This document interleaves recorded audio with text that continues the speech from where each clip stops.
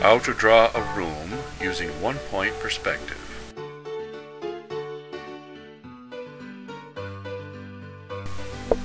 One-point perspective is a technique artists use to create the illusion of 3 dimensions on a flat piece of paper. When you're at the lake and you look out across the water, you notice there's a place where the sky and the water meet. We call this the horizon line. The horizon line represents your eye level. So if you were looking at the horizon from way up high, like on a tower, you would see more water and less sky because the horizon goes up with you.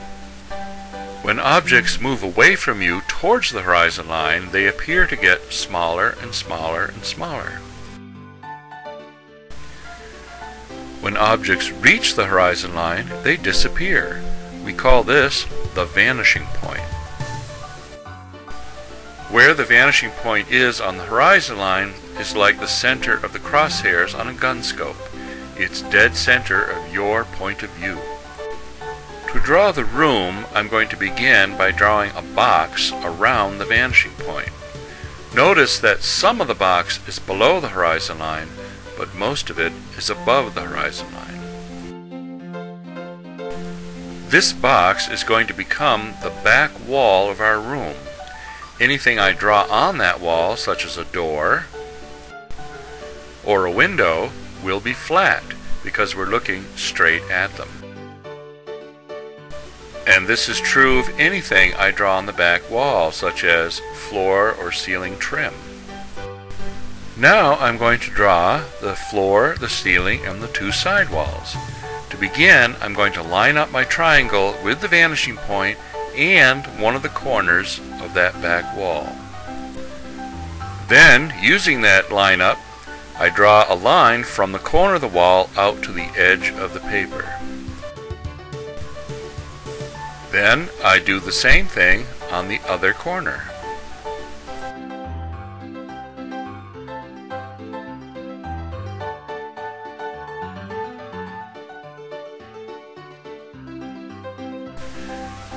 And on the 2 bottom corners. Now I have my room with a floor, a ceiling, and the 2 side walls. When I'm drawing my room, it's important that I always keep my vertical lines, that is, my up and down lines, nice and straight. One way to make sure the vertical lines are always straight is to take my triangle and line it up with the bottom edge of the paper.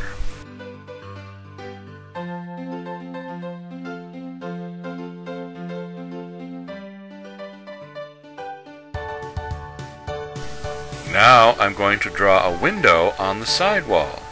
I'm going to begin by creating a vertical line. Then I'm going to line up my triangle with the vanishing point and the top of that line. Then I'll line up the bottom edge of that line with the vanishing point too. Now I know what the angle of the top and the bottom of my window is going to be.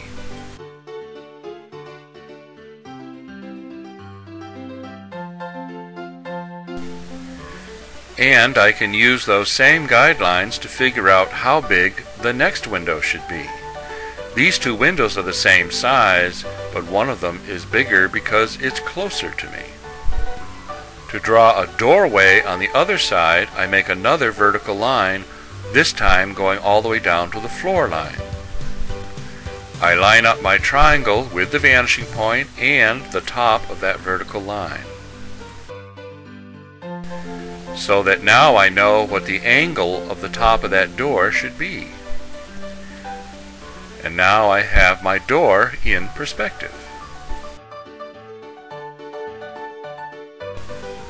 To draw some rectangular lights in the ceiling, I begin by making a horizontal line.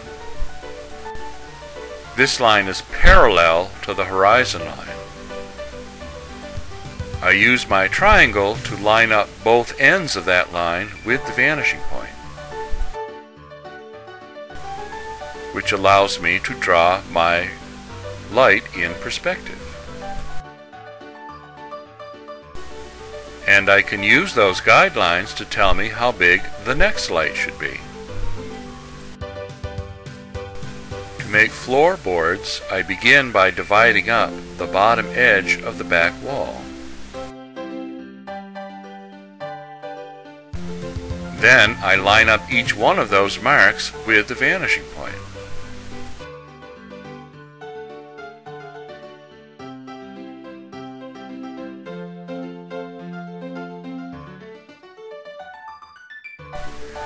Now that I know how to use the vanishing point, I can use it to add all kinds of details to my drawing. When I am finished with my drawing, I can trace it onto a piece of white paper, leaving out the horizon line, and then I can color it in.